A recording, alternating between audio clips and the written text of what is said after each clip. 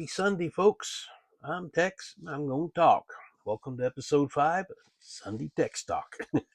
Yeah, I'm smart. I thought of that all by myself. I did, Anyway, project. As I hinted at yesterday with the Victoria update, I'm going to do the Chevy 3100 from AMT, 1950 model. People rag on AMT round 2, rightfully so in a lot of it.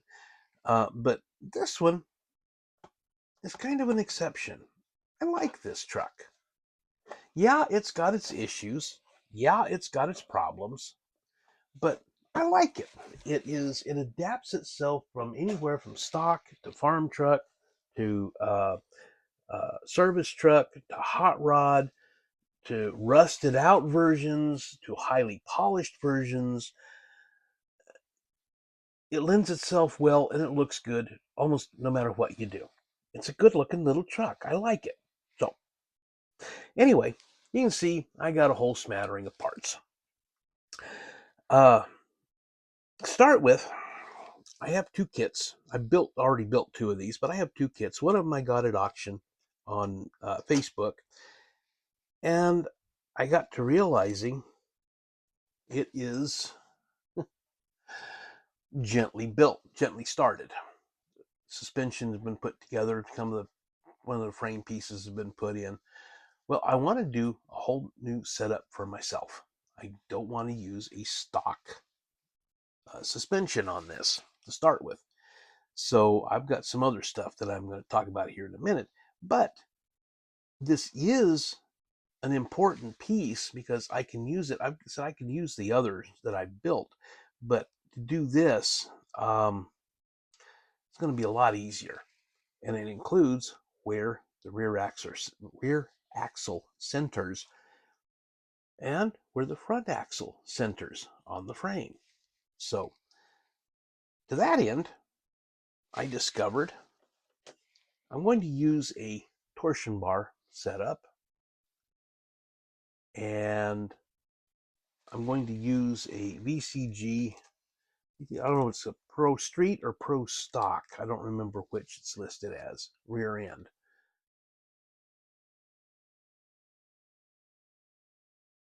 And for shocks, I've got a couple of coilovers from that Nova style rear end tub that VCG offered last year.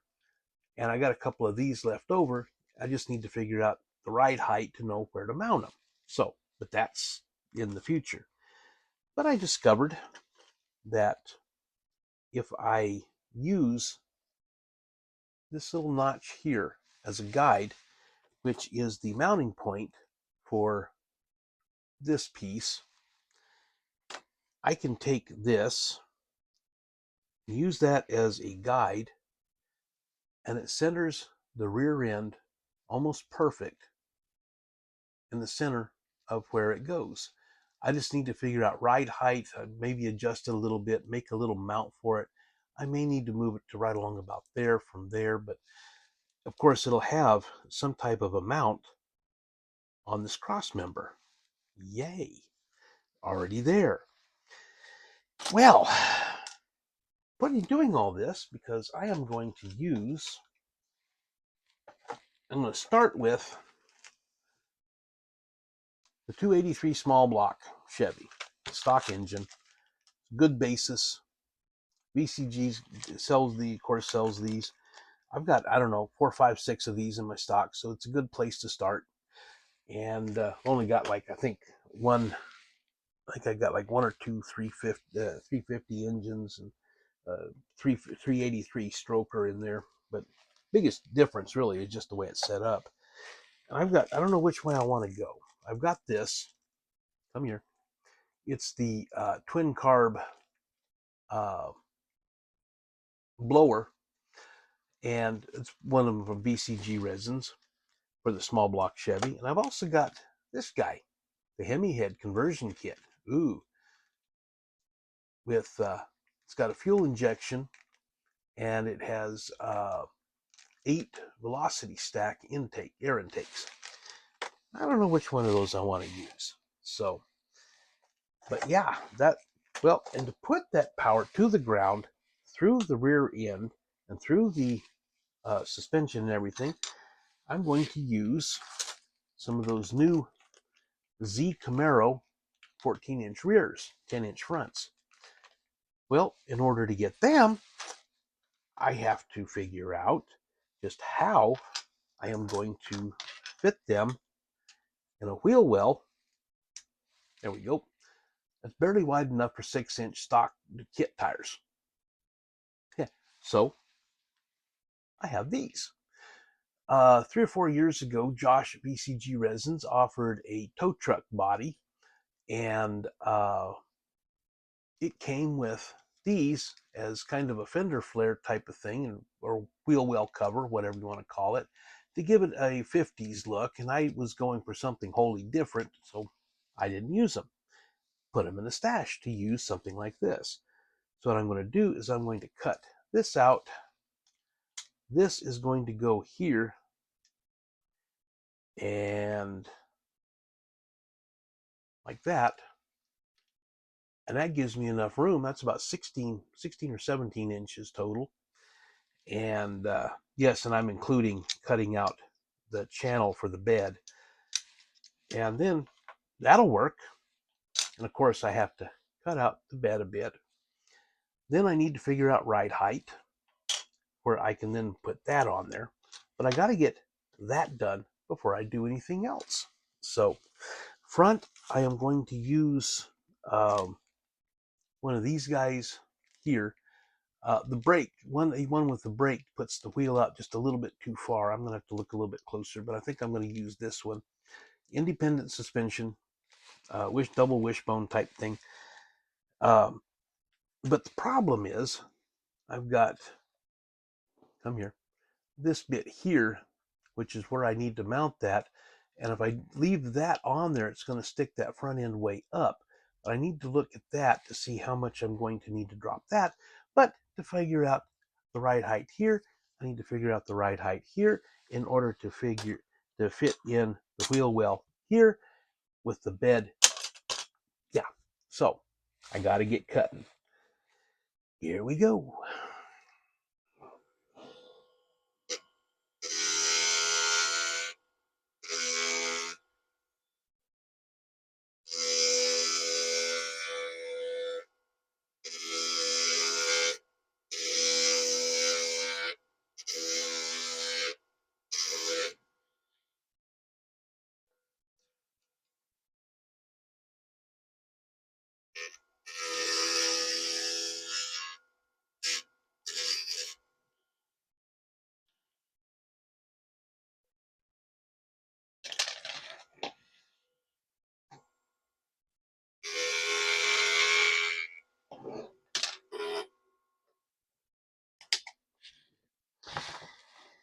Well, folks, yeah, it's that simple. I needed to open that up just a little bit because the tires hit, and I may still need to do a little bit more work on that.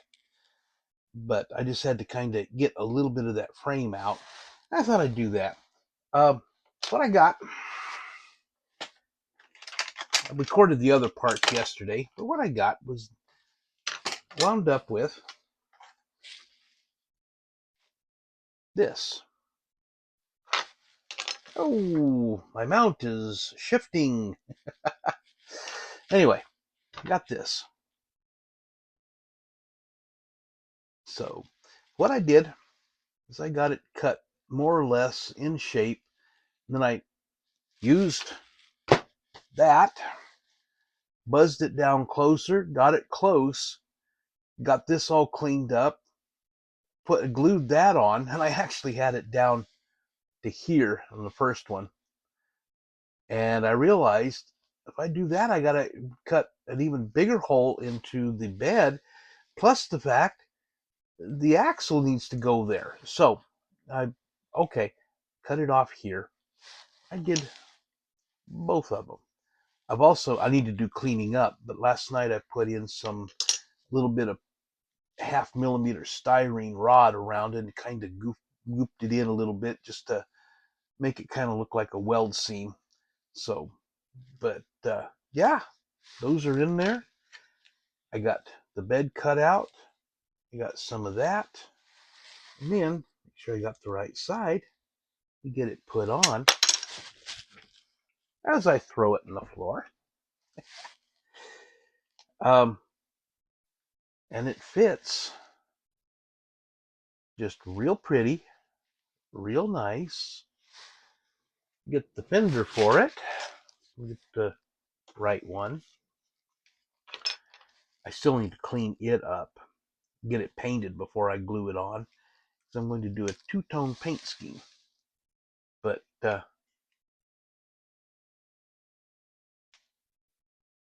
just kind of like it's supposed to, just like that. Look how pretty that is. So I did find too, the bed has got a warp in it. I need to put it in hot water and put some weight on it, that kind of thing. So that's what I got going on. And I am going to do a paint scheme where it's primarily going to be a medium dark gray, and the fenders are going to be black, which means that paint some black on this, and then paint here, and then mask this off, and then spray it over with or paint it gray, I'm sorry, and then mask it and then paint it up as black.